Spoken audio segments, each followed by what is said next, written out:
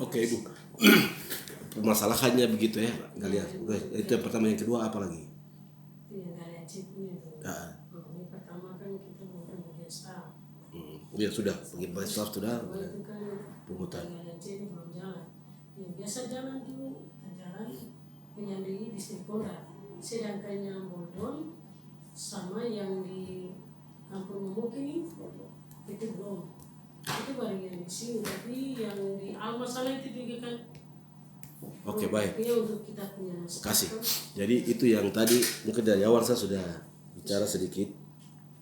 Staff itu kita akan bagi, makanya saya minta absen 1K biar jadi absen itu waktu itu. nanti kita coba pisahkan. Bisakah siapa yang bisa edit? Pisahkan staff saya dulu. Ya, Staff sendiri, pegawai honor sendiri. Supaya nanti kita tinggal kasih jodoh dia ini pasangan yang siapa, pasangan siapa gitu. Terus ketiga terkait dengan reklam ini administrasinya itu belum rapi. Dari batasnya jenjang Bapak dengan kita itu di 2016 masuk 2017 sampai dengan 2021 itu administrasinya itu belum jelas. Sering BPK panggil saya begitu tanya. BPK untuk Terkait dengan sebetulnya dia punya pungutan. ini administrasi punya data tuh. Data untuk reklame. Walaupun datanya dari PTSP, kita punya juga karena PTSP itu dia cuma mengeluarkan izin, tapi yang melakukan pungutan itu dia punya pasangan. Kemudian berkali-kali BPK sudah berkali bicara terus. Dia bertanya itu tentang data pungutan itu. Dia tahu bahwa perusahaan yang beroperasi CV, PPT dan CV yang daerah ini kabupaten ini 1 tahun dia aktif berapa? Nah, nanti tahun berikutnya itu apa yang tidak aktif lagi supaya jadi ini. Karena untuk berarti jadi kemarin BPK sempat sampaikan macam itu.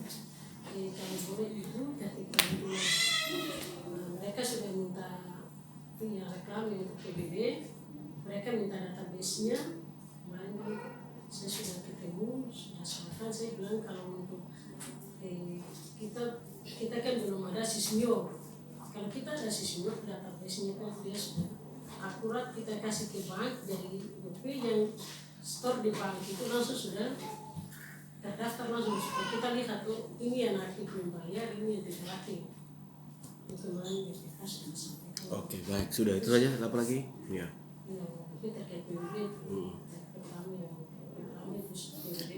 Kepala seksi PBB siapa?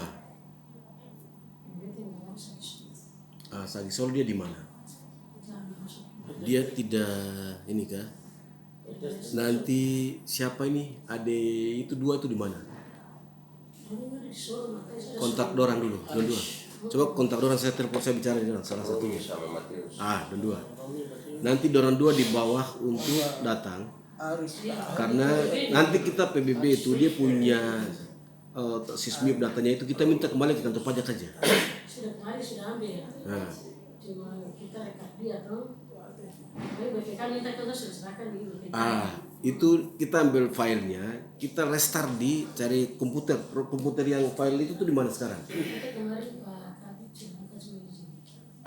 lapor kepada ini bagian aset untuk itu beliau bawa yang kita gantikan komputer itu rumahnya PBB, jadi dia tidak boleh bawa karena itu semua sudah di restart ke situ.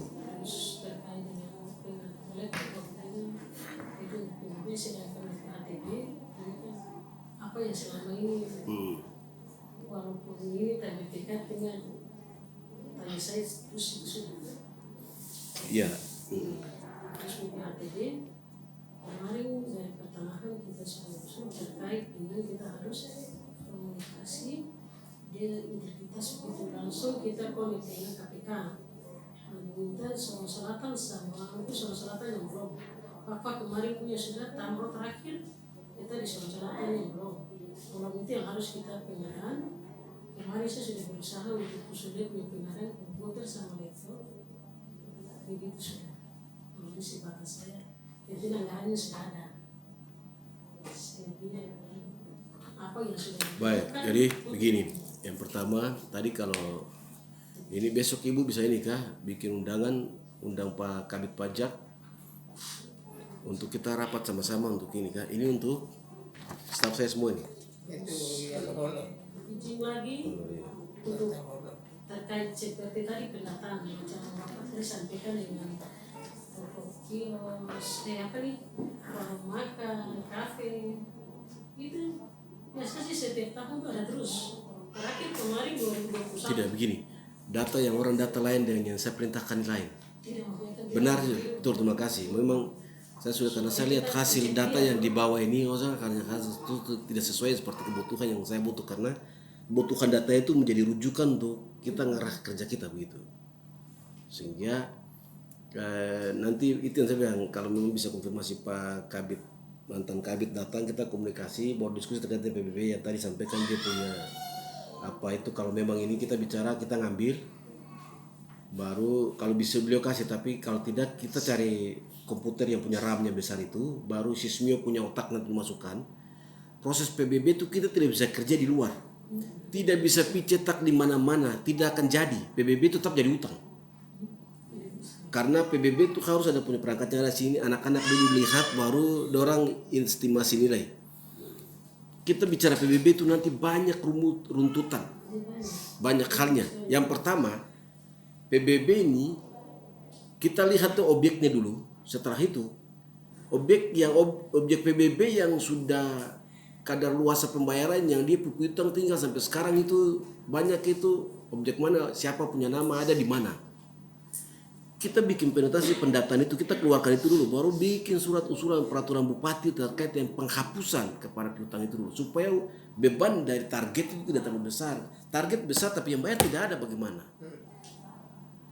Terus ada yang sudah bayar tidak dimasukkan dalam diinput dalam pengurangan piutang bayar, supaya dia terintegrasi di dia punya aplikasinya supaya kurang pajak sesuai dengan targetnya tahun ini sudah lunas, mana yang belum, bagaimana kita ketahuan. Makanya kamu bayar pistor objek di sana registrasi atas sama-sama, tidak bisa pistor PBB itu tidak bisa bawa sama-sama dengan pajak lain untuk store gelondongan saya ke PAD, tidak bisa. Itu materinya beda begitu, rumahnya beda, walaupun sama-sama dengan pajak begitu, harus dipahami dulu.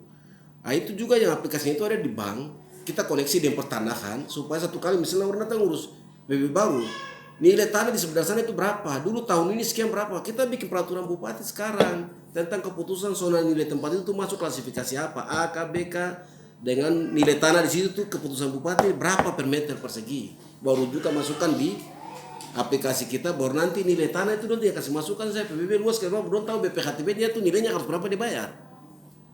Begitu rujukannya. Nah, tinggal pertanahan juga sudah tahu, dihitung saja pertanahan bukan sertifikat dia setuju, kok bayarin dulu. Ini tagihan dari Ispenda nih, kan mau bayar itu saya bilang, web nanti kita bangun, kita berintegrasi dengan orang. Web ini dulu baru rumahnya itu tuh kita tahu. Dalam waktu dekat juga Ibu siapkan ini supaya kita berangkat ke Fakfak Ibu ini. Nanti kasih Ibu Kepala Dinas, kita rapat kita diskusi. Kita dua harus ke sana dengan staf IT 2 orang mendampingi kita. Ada di sana lihat sistem kerja perangkat PBB-nya Fakfak punya. Siapa yang kerja? Kita pegang sama rata, kita kembali bikin telahan, kita presentasi di depan DPR sama di tim anggaran. Ini loh kebutuhan PBB seharusnya seperti ini begini. Orang tidak paham gitu. Konstruksinya kita harus bangun dulu, rumahnya, mesinnya, satelitnya semua bersinergi dulu, baru nanti kamu turun di lapangan tuh tinggal foto saja langsung secara satelit, tak connect ukuran cik, langsung dia buang di aplikasi, langsung tinggal rumus hitung tak, oh dapat dia punya BPHTB itu sekian. Bilang pertanahan sertifikat keluar tuh dibayar dulu baru diambil, dia terbelah-belah. Itu cara kerjanya. Baru langsung dari situ kita tahu langsung bikin dia PBB, kok bayar PBB, sertifikat PBB itu kita langsung itu. Nilai PBB-nya sekian, kok nama langsung ini, kok bayar setiap bulan nih karena kok PBB itu hitungannya ini kali nilai tanah di situ, kok nilai pajak PBB sekian. Tahun ini kok bisa bayar PBB, ini saya cetak pertama, kok bisa ganti kok sertifikat, begitu. Jadi hal-hal ini kan kita bicara sama orang mengerti fungsinya dulu, manfaatnya dulu, baru nanti ketika kita dorong tuh dia juga. Orang kalau tidak mau kasih data tentang semua PBB di kabupaten kota ini, kita lakukan penilaian untuk lakukan penetapan ulang karena aset dari rumahnya sudah berubah. Aset rumah, sertifikat itu kan nilai asetnya, rumah itu genteng apa, bawa apa, kalau granit nilai per meter berapa, Kalau usaha satu hari pendapatan berapa, barang usahanya apa, nilai pendapatan per hari berapa, orang itu ya Jope hasil nilai dari dia tanah itu di sertifikat. Itu dalam dalam ilmunya bank itu kan begitu. Nanti boleh lihat rumah ini tanah ini sertifikat ini rumah kos, satu hari satu bulan berapa, penghuninya berapa banyak, pendapatannya seperti apa. Nah, sehingga itu boleh beri nilai. Jadi PBB itu dihitung jujur supaya aku pun nilai PBB itu jadi aku pun nilai harta aset yang dalam sertifikatmu tuh dia nilai ada dalam PBB. Jadi PBB mau beli sertifikat nilai NJP berapa, nilai bangunannya berapa, jadinya jumlah semuanya berapa, itulah harga sertifikatmu. Sehingga sertifikat itu kan misalnya ini nilai penetapan zaman tahun ini, tapi sekarang perubahan sekarang, contoh rumah sakit tempat rumah sakit dulu 10.000 atau 60.000, sekarang nilai tanah itu nilai ekonomi sudah naik. Jadi sertifikat kita lakukan penetapan baru dengan nilai di situ sudah beda. Jadi orang yang mau beli tanah situ PBB nilai sudah beda begitu, kelasnya beda.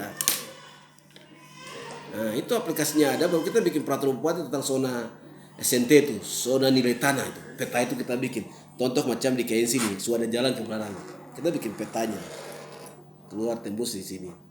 Daerah zona tanah di sini ini dia punya nilai tanah nih sekarang berapa per meter persegi. Daerah rumah sakit di depannya ini seperti apa? Atau daerah kantor bupati pinggiran kiri kanan depan DPR nilai tanah situ berapa per meter persegi. Ini sudah perkembangan kota, nilai tanah sudah berubah.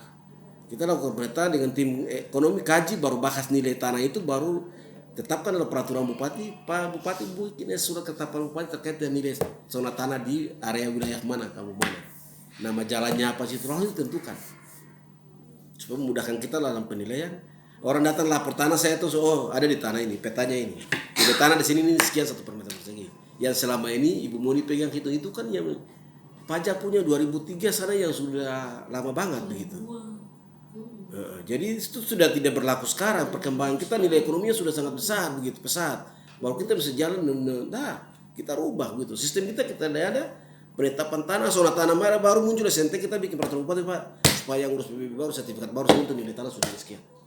Bayar PBB tiap bulan tahu. Yang jelas kita lihat lama kelamaan bikin SK bupati penghapusan 1 tahun itu kita hapus berapa tahun, yang masanya hitung 5 tahun tidak bayar. Kalau itu bangun baru kita tahu tahun ini wajib pajak ini bayar lunas atau tidak, utang masyarakat tidak, itu kita tahu di situ. Baru kita datangin dia menyurati kenapa mau terbayar, orangnya di mana, baru bikin dari hasil survei itu kita bikinlah kajian kepada bupati, lampirkan mengusulkan untuk melakukan penghapusan terhadap objek ini karena yang bersangkutan tidak ada pindah tangan pada fungsian atau bagaimana begitu. Itu supaya PBB yang banyak itu kurang sesuai dengan nilai realnya itu berapa. One man one food, satu orang tuh satu pajak yang benar-benar ada begitu. Jangan yang nama orang tidak tahu, tidak jelas lagi, baru ada di situ betul cari, tidak mau pajak utang juga jalan saja. Tidak bisa begitu. Nah, jadi itu mungkin ini. Jadi nanti kita galian golongan C. Tadi saya bicara awal tadi Bu Moni belum ada. Besok itu kita jadwalkan untuk kita pertemuan dengan kepala distrik, Konda dengan semua wajib pelaku usaha dan pemilik tanah satu kali. Kita rapat bicara sama-sama, bikin pertemuan, bikin koordinasi dengan kepala distrik Konda. Beliau siapkan waktu, kita sampaikan undangan, dia distribusi, kita datangi rapat. Di minggu ini kan minggu depan kan diatur, semua staf hadir. Supaya di sana dalam momen itu kita bicara tentang aturan, bicara tentang prosedurnya, kamu juga mengerti begitu. Jadi momen seperti ini saya bilang nanti kita siapkan material, kita bicara undang-undangnya, peraturan perdanya, peraturan bupatinya, baru SOP-nya itu kita putuskan itu sama-sama. Macam kesepakatan kita sudah apa? Kalau entah gitu wajib yang belum bayar tuh tunggu, atau yang mau beli itu kamu harus kasih tahu dia kasih mau pajak dulu, karena kita tidak akan beri kelonggaran. Kita bukan ambil kamu punya keuntungan dari enggak, kita numpang kamu punya usaha saya untuk kita orang yang beli kamu barang itu dia bayar pajak, bukan kamu bayar pajak. Kamu tidak dirugikan di dalam hal ini, jadi tidak ada yang macam-macam begitu. Nanti dalam internal yang berhubungan dengan Pak Kabit Pendapatan lain-lain adalah kita menyurati dinas perikanan, datanya mereka, kita bicara tentang objeknya yang dipungut dalam undang-undang, dikasih tahu apa peraturan bupati mengatur mana, SOP itu mana, wajib pajak yang terdata di sini itu berapa banyak, volumenya seperti apa, izin-izin yang dikeluarkan tuh selama tahun ini itu mana. Kita pegang itu jadi data dulu, baru kita estimasi rata-rata dari wajib pajak itu berapa banyak, volumenya, baru kita bikin penetapan datang. Tak, kok tahun ini sekian karena objeknya jelas kita lihat begini kok. Ada yang duduk dia pantau di sana lihat tuh masuk keluar orang usaha tuh kapal-kapal itu tuh di pelabuhan tuh aktivitas kah tidak kah. Itu juga kita lakukan benar-benar penelitian, kita tahu, kita bicara kita punya data begitu. Kita udah ngomong asal-asal tuduh orang, marah orang nggak bisa begitu. Kita punya data yang benar-benar real ada, baru kita pakai itu untuk kita bicara tentang data begitu, udah sekedar asal ngomong gitu. Ya jadi nanti portal kita tetap perbaiki, rumah itu tuh kita akan besok dengan Pak Distrik Ibu atur waktu konfirmasi Pak Distrik, siapa keluarkan undangan untuk kita lakukan ini, dan setelah ini kita akan tetapkan petugas sana, terutama di situ anak di situ siapa dia, ditambah dengan dia kan honorer pegawai siapa mendampingi dia di sana, satu orang pegawai, jangan yang suka kepala seksi, staff yang kita tempatin kalau yang mau kesana 4.000 kita pindahkan ganti orang bang. Benar saya kasih tahu, saya tidak main-main, saya butuh orang yang kerja dengan hati gitu. Mau kerja mau banyak untuk kerja dulu. Nah sehingga yang staff yang benar-benar satu orang saya di sana untuk dia kontrol semua prosesnya itu, mengawasi, artinya istilahnya juru pungut itu tetap staff kita yang harian, tapi dia tetap pakai pakaian dinas, pakai name tag-nya tetap di dada. Jadi name tag-nya itu bikin sesuaikan dengan warna baju hari itu, Senin itu apa, Selasa apa, Rabu apa, Kamis apa begitu. Jadi kita punya baju pendapatan daerah itu kita pakai di hari Selasa, baju ini kita pakai di hari Senin, hari Rabu itu kita pakai baju putih, hari Kamis itu kita pakai batik. Batik kita sudah ada yang seragam kah belum? Kalau belum ada kita bagian pajak saja kita warna sendiri. Bisa. Retribusi bikin tuh dia pasukan tuh warna sendiri. Pendapatan atau itu sendiri baru ada yang warna sama semua gitu. Sehingga tinggal buat di grup ya, minggu ini kita pakai batik seragam semua ya. Oh minggu ini nih tiap bidang masing-masing warnanya. Tuh datang tuh warna hidup gitu. Nah sehingga itu terus nanti kita konfirmasi untuk ada Satpol PP satu ada di sini temani. Terus kalau memang ada operasional kepada pengaman, ada polisi satu juga di sini gitu. Dan pungut dulu di sini. Nanti dari target yang kita kasih macam 1 bulan, dia pendapatan setoran. Taruhlah 1 bulan itu dapat 10 juta contoh. 10% dari 10 juta ini berapa? Sudah bisa ada 1 juta dalam 1 minggu saja. Yang dalam suatu saat kita bisa bikin tarahan bupati mengeksekusi untuk SK-nya dikeluarkan, kita bisa cabut untuk bayar dulu honor itu pak pungutnya. Begitu mekanisme kerjanya, sehingga segala hal aturannya sudah jamin. Tinggal kita sesuai dengan pengalur saja, maka akan enak. Jadi itu untuk galian golongan C. Kita juga selain sebelum petugas turun, kita tugas utama pendataan tadi saya kasih tahu tuh. Nanti ada satu khusus untuk objeknya galian golongan C. Dia data tuh di Manelek itu produksi galian golongan C itu kira-kira rata-rata 1 hari itu berapa trek masuk keluar. Terus di Keyen ini, di Boldon, volumenya berapa hari 1 kali. Kalau 1 kali tidak bisa 1 minggu itu kira-kira berapa kali. Kalau tidak 1 bulan itu berapa kali. 1 orang khusus untuk galian itu sampai di Habu di atas, Sawiat di atas. Itu 1 orang siapa dan siapa begitu. Nah itu yang nanti nama staff-staff ini dipisahkan, baru kita bagi.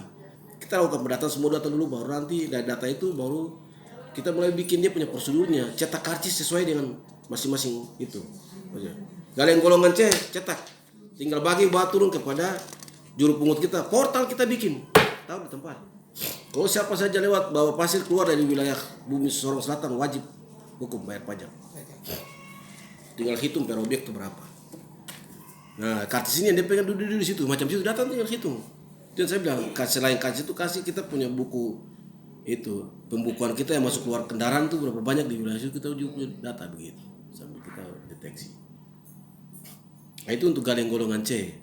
Itu pun kepada rumah sewa yang tadi saya bilang, rumah sewa, warung makan, warung-warung itu berhubungan, terus kafe-kafe, warkop itu kita penetrasi semua, terus sama percetakan.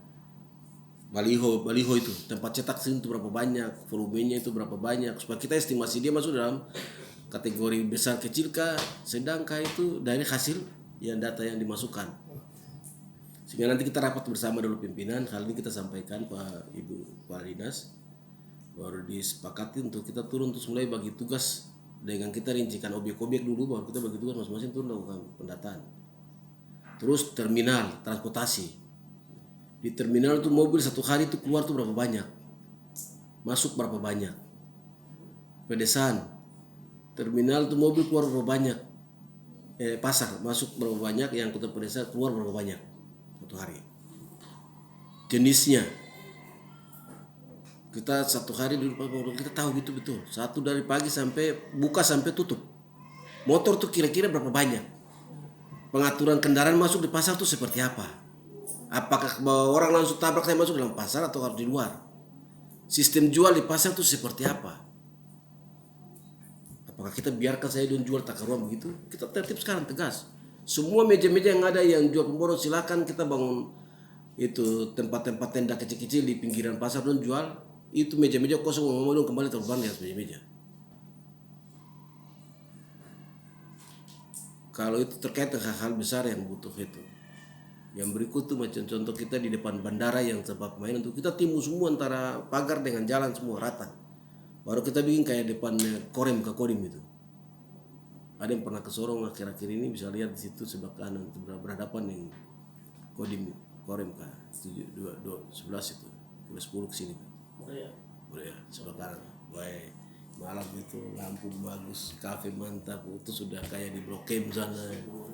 Di Jakarta sana begitu. Jadi malam tuh setiap malam tuh ada tugas parkir, urus pungut parkir, distribusi itu kita tinggal data. Satu hari tuh yang makan tuh bayar pajak langsung tinggal dia store pajak, karena itu juga langsung kopi store. Gitu. Store di bendara penerima. Tinggal dia catat, tinggal hitung saja kopi berapa banyak. Habis tahun tuh Pak Pungut tuh tak saya kawal pembahasan terakhir tahun saja. Simon Bles, kau punya sekian. Herman, kau punya sekian. Pak Kabit pendapatan yang lain dari yang dinas-dinas masukkan itu sekian, jadi kau punya juga sekian, karena dia mau ngasih mereka untuk selalu itu store.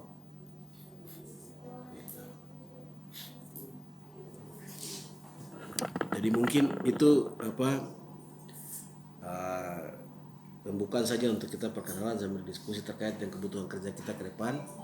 Saya harap kita semua solid untuk kita kerja sama-sama. Jangan ada perbedaan. Yang lalu kubur. Kami ini orang baru datang, tak ada masalah dengan siapa-siapa. Atau mau kerja, atau mau hubungan yang baik, atau mau kerjasama yang baik. Kalau memang ada luka di antara kita, mari diselesaikan secara baik-baik. Tidak perlu dipendam, dibawa pulang ketemu di jalan tersenyum-senyum. Nah, itu nanti tong pulang tak bisa tidur, tak bisa makan lagi karena ada yang marah karena tong ada salah-salah. Mungkin itu saja yang saya dapat sampaikan untuk kita. Terima kasih Pak Kabit pendapatan lain, Pak Trobea, terima kasih Ibu Kaliale, Kepala Seksi Pajak, dan yang saya hormati, Kaisala, minta maaf, karena di kantor Ibu sering kan Ibu Kaliale setiap rapat kan saya sering rapat begini di staff, langsung sambil arahkan tugas bagi masing-masing kerja, sering Ibu Kaliale selalu ngomong juga di dunia masih salah penyebutan kepada Ibu Kaisala, minta maaf Ibu Kaisala, bukan bermaksud tapi. Jadi mungkin seperti itu, atas perhatian semua, terima kasih, selamat bekerja. Saya berharap Ibu coba bikin grup khusus untuk ini, staf pajak. Atau sudah terlalu banyak grup lagi, terus sudah, yang ada saya sudah. Oke sudah, sementara dulu, Tuhan berkati.